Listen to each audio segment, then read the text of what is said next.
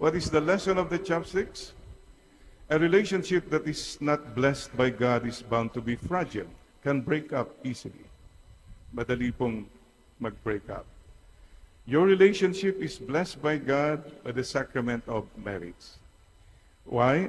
It's God who is holding both of you. Sisters and brothers, husbands and wives, hold each other. Don't stop to hold each other, especially on those times you don't even want to hold each other. God tells you, continue to hold each other. Another lesson is this: how do you hold the chopsticks? Ang paghawak po ng chopsticks, hindi mahigpit. Oh, huwag kayong mahigpit sa isa't isa, nakakasakal. No. Oh, nakangiti si Juan.